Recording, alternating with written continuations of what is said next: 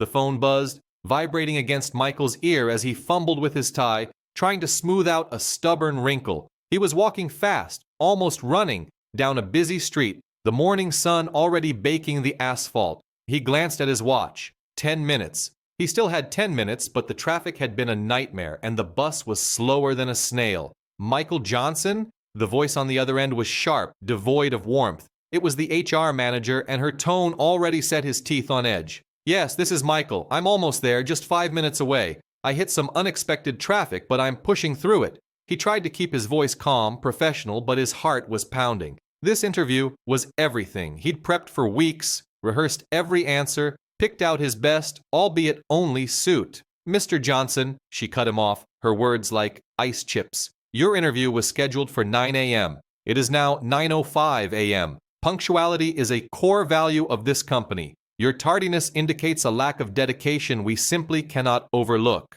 Michael stopped walking. The sounds of the city seemed to fade around him. He felt a weird mix of anger and disappointment, a familiar knot tightening in his stomach. He'd faced this kind of wall before, this immediate judgment without a chance to explain. I understand, he said, and he really did. He took a deep breath, letting it out slowly. Sometimes doing the right thing means missing out on what you think you want. The words just came out, a quiet truth he'd learned the hard way. There was a short, almost disbelieving laugh from the other end.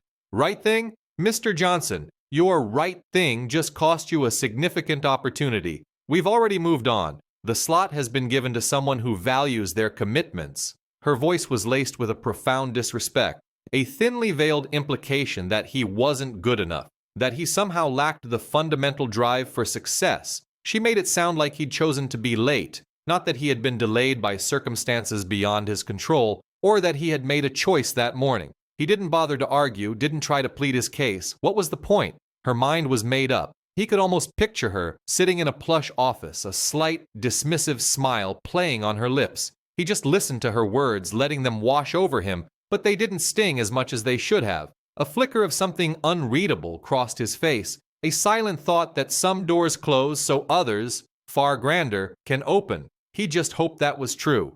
Thank you for your time, Michael said, his voice firm, no longer apologetic. He ended the call before she could say anything else. He lowered the phone, not looking at it, but gazing straight ahead. His eyes scanned the street, then settled on an old beat-up sedan parked on the curb. He had just finished tightening the last lug nut on the front passenger wheel. The tire was on, inflated, and ready to go. Next. To him, an elderly Korean man, his face a roadmap of wrinkles, smiled at him. A genuine, warm smile that reached his eyes. Thank you, young man, the old man said, his voice raspy but kind. You saved me a lot of trouble. I was stranded. Where are you headed? Let me give you a ride. It's the least I can do. Michael looked at the old man, then back at his phone, still warm from the call. A faint, almost imperceptible smirk played on his lips. The HR manager thought he'd blown his chance. She had no idea. He had no idea either. Not really. But something told him this wasn't the end. This was just the beginning. Before we continue, subscribe to the channel and tell us where you're watching from in the comments. Michael grew up in South Los Angeles, a place full of life and noise, where every corner had a story. His neighborhood was a mix of old houses and new businesses, tight-knit families and big dreams. He lived with his single mother and two younger sisters in a small, well-kept home. The smell of his mom's cooking, often rice and beans or fried plantains, usually filled the air. She worked 2 jobs to keep them afloat, her hands always busy, her spirit never broken. Michael watched her, learned from her, and carried the weight of her sacrifices in his own steady ambition. For young black men in his part of the city, success wasn't just handed out. It was fought for, earned with grit and endless effort. Dreams felt bigger, but the path to them often felt longer, steeper. There were constant pressures, subtle and not so subtle, to stay within certain lines, to accept certain limits. Michael, however, always looked beyond those lines. He saw a world of numbers and markets, a world he believed he could conquer. His mind was sharp, quick with figures, and he had a natural knack for understanding how money moved. His big dream was to work in finance. He pictured himself in a sharp suit, making deals, providing a life for his family that his mother could only dream of. He wanted to buy her a house, send his sisters to good colleges, and prove that where you started didn't have to dictate where you ended up. This interview, the one he just missed, was supposed to be his first big step.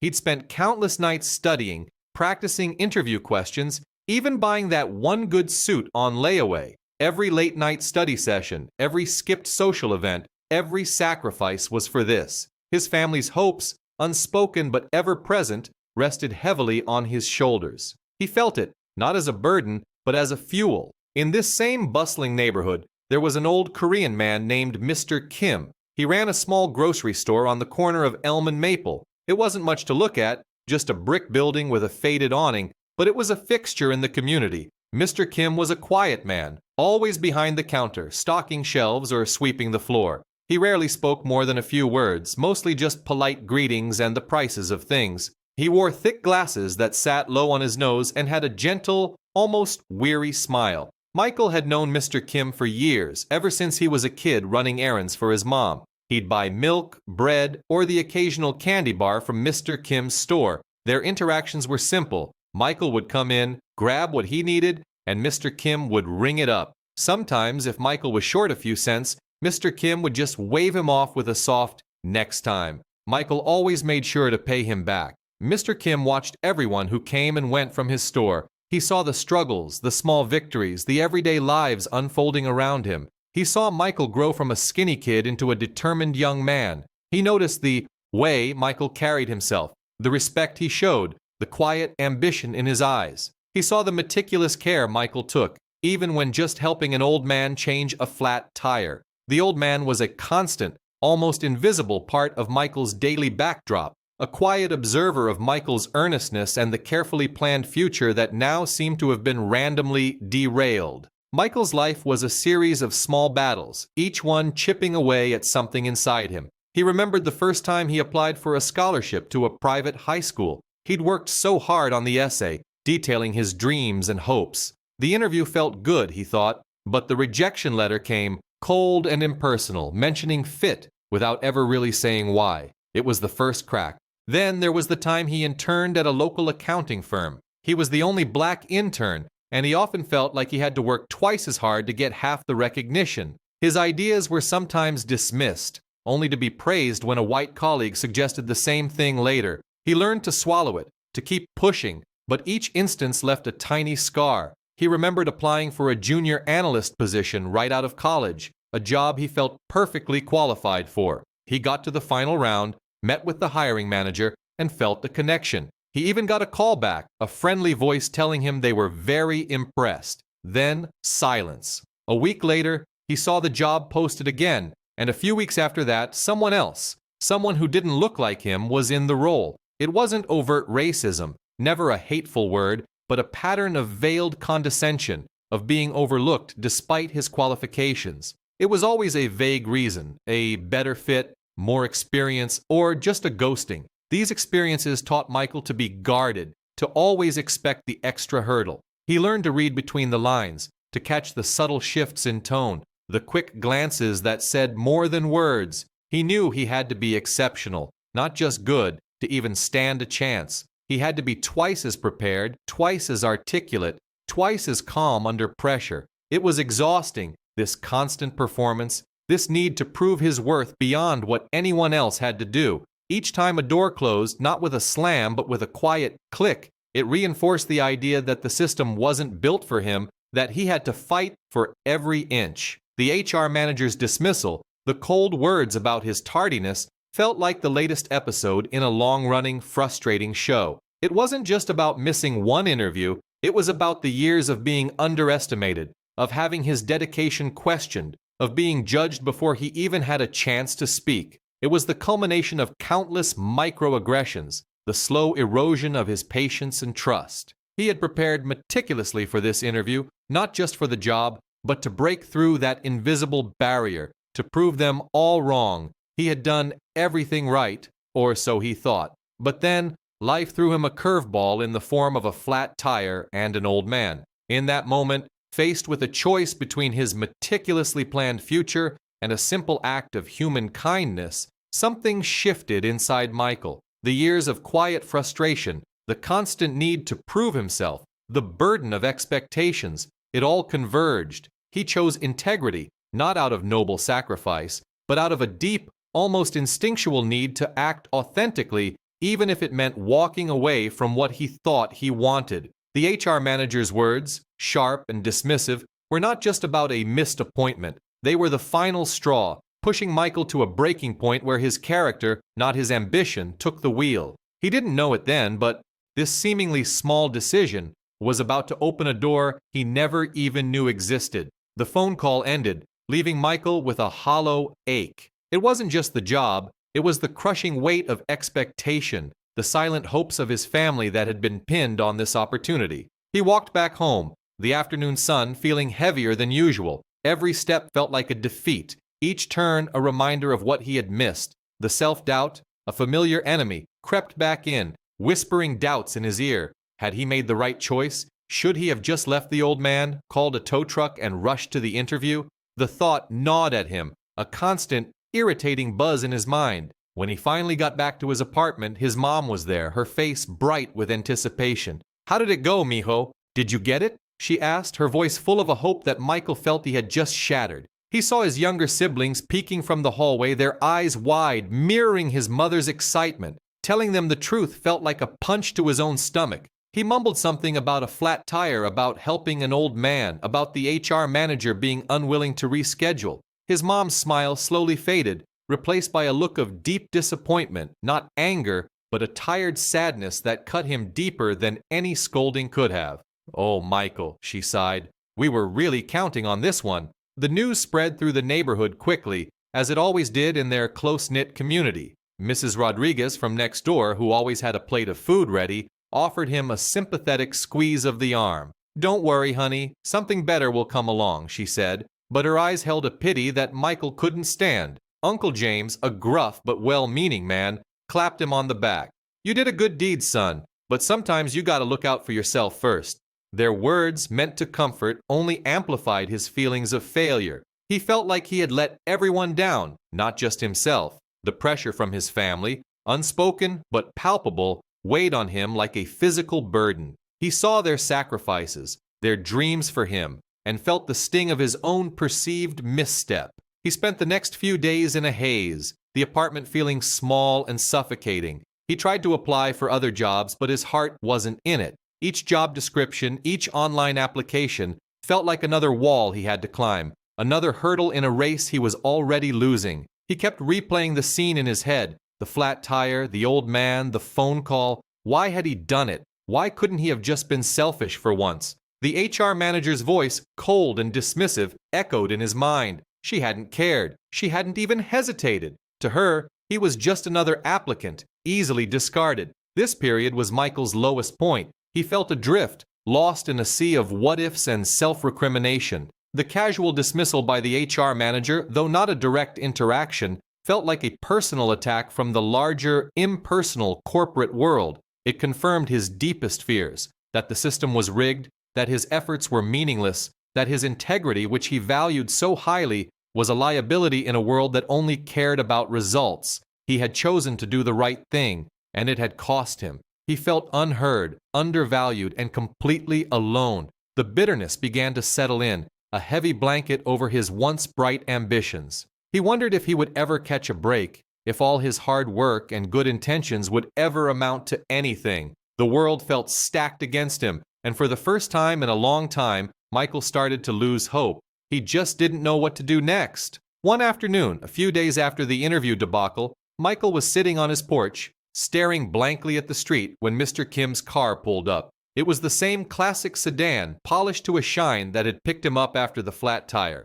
Mr. Kim, looking as neat and composed as ever, stepped out and gave Michael a small, knowing smile. "Michael," he said, his voice soft but firm, "I believe we have some unfinished business." Michael, surprised, stood up. He hadn't expected to see Mr. Kim again, especially not like this. He figured their interaction was a one-off, a good deed done and forgotten. He followed Mr. Kim to the car, a knot of curiosity forming in his stomach. As they drove through the familiar streets, Mr. Kim began to speak, his words carefully chosen, each one landing with deliberate weight. That day, with the flat tire, Mr. Kim started, his eyes fixed on the road. "It was not an accident. Michael felt a jolt. He turned to look at the old man, a sudden chill running down his spine. "What do you mean, sir?" he asked, his voice barely a whisper. Mr. Kim finally met his gaze, a glint in his eyes that Michael hadn't noticed before. "I have been watching you, Michael," he confessed, "for some time now. Your dedication to your family, your kindness to your neighbors, your intelligence. I see these things. I needed to know if you had integrity, even when it was inconvenient." The revelation hit Michael like a physical blow. The flat tire, the missed interview, the despair he had felt, all of it was a test. He sat there, stunned, trying to process what he was hearing. Mr. Kim, the quiet old man from the grocery store, had orchestrated this entire scenario. But why? "The job you were going for," Mr. Kim continued, breaking Michael's thoughts. "It was a small thing. A stepping stone, perhaps, but not your destiny." He paused, letting his words sink in. "The HR manager, Ms. Davies, she is a distant acquaintance. I heard about her dismissal of you. It solidified my opinion that you were wasted on such a place." Michael was reeling. This was too much to take in. The world he thought he knew was crumbling around him. The missed interview, which had felt like the end of everything, was suddenly transformed into something entirely different. It wasn't a failure, it was a deliberate choice he had made, a choice that had been observed and judged. "My business," Mr. Kim said, emphasizing the word with a slight smile, "is vast. It has many facets. Some you might expect, some you might not. My family has been in this country for generations, building an empire. We have legitimate enterprises, real estate, logistics, technology, and yes," he added, his voice dropping slightly, "we have other interests. But for you, Michael, I see a different path." He pulled the car over, parking it quietly on a side street. He turned to face Michael fully, his expression serious. "I need someone with your mind, your principles, your understanding of this community, someone who can see beyond the immediate gain, someone who values honesty. I am offering you a position, Michael, not a junior role in a faceless corporation, but a leadership position in one of my legitimate companies. A chance to build something real, something that can truly impact your family and your community." Michael stared at him, his mind racing. This wasn't just a job offer, it was a complete upheaval of his life. The Korean Mafia. The words echoed in his head, a stark contrast to the quiet old man sitting beside him. But the offer itself, the scope of it, was beyond anything he could have dreamed of. It was a chance to escape the endless cycle of disappointment, to truly make a difference. The missed interview, the pain, the self-doubt, it all evaporated, replaced by a dizzying mix of fear and exhilarating possibility. His world had just been turned upside down, and for the first time in days he felt a flicker of hope, a powerful, undeniable surge of potential. Michael felt a cold sweat break out on his forehead. The words Korean Mafia echoed in his ears, a stark, unsettling contrast to the gentle, almost grandfatherly figure of Mr. Kim beside him. His heart hammered against his ribs, a frantic drumbeat of shock and disbelief. This wasn't just a job offer. It was an invitation into a world he only knew from movies, a world of shadows and unspoken rules. He tried to reconcile the image of the unassuming grocery store owner with the powerful, calculating man who had just orchestrated his entire morning, testing his character with a staged flat tire. Fear was a bitter taste in his mouth, but beneath it, a strange, potent excitement began to bubble. This was a chance, a real chance to break free from the frustrating cycle of rejection and limited opportunities. He finally managed to speak, his voice hoarse. "A leadership position in one of your companies?" It sounded too good to be true, almost like a trap. Mr. Kim nodded, a small, knowing smile playing on his lips. "Indeed, we need fresh perspectives, strong minds. Your background, your drive, your integrity, these are valuable assets, Michael. Assets that were overlooked by those who only saw your skin color or your zip code." The car ride back to Michael's neighborhood was a blur of processing. He watched familiar streets pass by, but they looked different now, seen through the lens of this monumental, terrifying opportunity. He imagined telling his mother, his siblings. How would they react? Relief, certainly, but also perhaps fear. The Korean Mafia wasn't exactly a dinner table conversation topic. Word, as it always does in close-knit communities, started to spread quickly. Michael tried to keep it quiet, but the sight of him being dropped off by a sleek, black car, and then later the arrival of well-dressed men at his doorstep looking for him, sparked whispers. His friend Jamal cautiously asked him about it. "Yo, Mike, what's up with the new ride in those suits? You hit the lottery or something?" Michael tried to downplay it, saying he got a new job, a good one. But Jamal, seeing the serious look in Michael's eyes, knew there was more to it. "Be careful, man," Jamal warned, his voice low. "Some opportunities come with a price." His mother, initially overjoyed at the prospect of a stable, high-paying job for her son, grew concerned when she saw the caliber of people now seeking him out. She remembered Mr. Kim from the grocery store, a quiet, polite man. But these new faces, while respectful, carried an air of authority that unsettled her. "Michael, who are these people?" she asked one evening, her brow furrowed with worry. "Are you sure this is safe?" Michael reassured her, though he wasn't entirely sure himself. He was stepping into the unknown. Some of Mr. Kim's associates, like a stern but impeccably dressed man named Mr. Lee, were intimidating, their gazes sharp and assessing. Others, surprisingly, were quite cordial, even friendly, offering advice and sharing stories, though always with a hint of underlying power. He found himself navigating a delicate balance, learning to read subtle cues, understanding unspoken hierarchies. The cultural dynamics were fascinating and at times confusing. He saw how loyalty was paramount, how respect was earned not just through words but through actions and unwavering commitment. He observed the deep-seated traditions within Mr. Kim's world, a stark contrast to the more individualistic approach he was used to. He was learning to speak a new language, not of words, but of power, influence,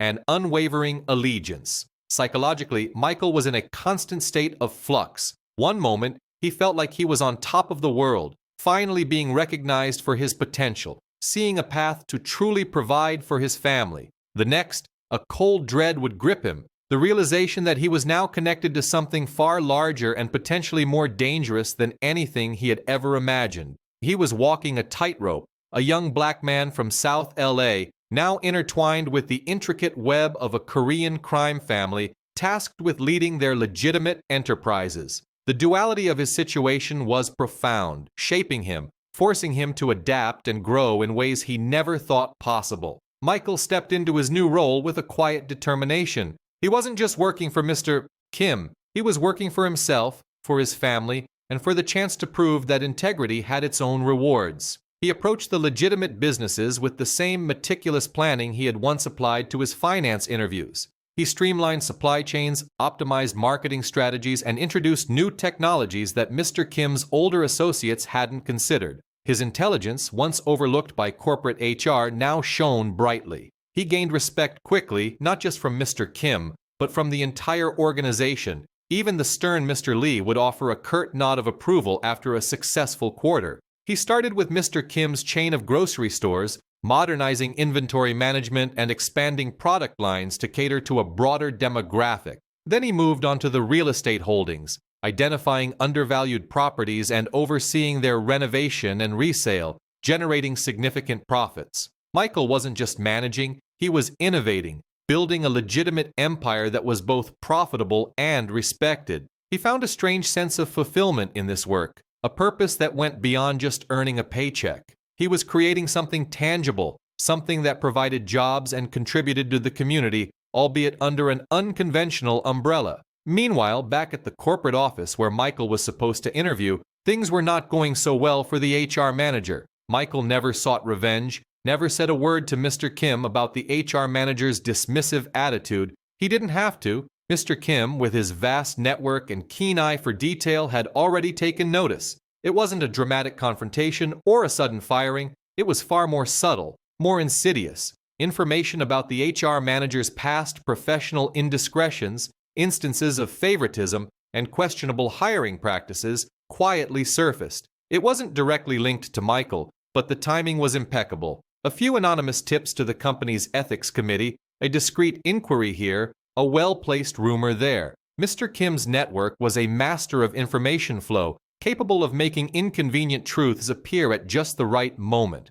The HR manager, who had once held so much power over Michael's future, found themselves quietly ushered out of the company. No fanfare, no public scandal, just a notice of resignation for personal reasons. The corporate world, much like Mr. Kim's world, had its own way of dealing with those who didn't fit.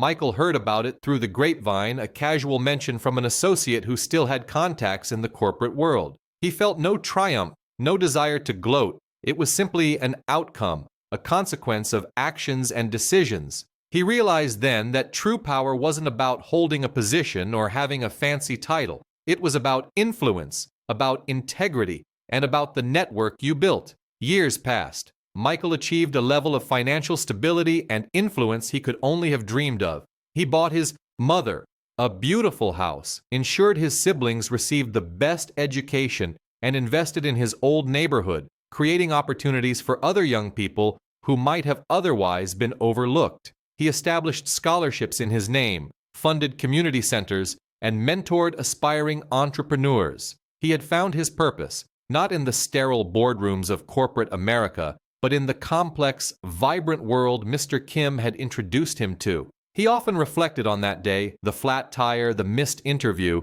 It had been a fork in the road, a moment when his character was tested. He had chosen integrity, chosen to help a stranger, even at the cost of his own perceived opportunity. And that choice, that single act of kindness, had opened a door to a life far grander and more fulfilling than any corporate ladder could have offered. He understood now that destiny wasn't about following a predetermined path, but about forging your own, guided by your values. He had navigated a complex moral landscape, proving that sometimes the most unexpected detours lead to the most meaningful destinations. Michael, the young black man from South LA, had not only found success, but had redefined it on his own terms. He was a testament that character, above all else, truly determined one's destiny.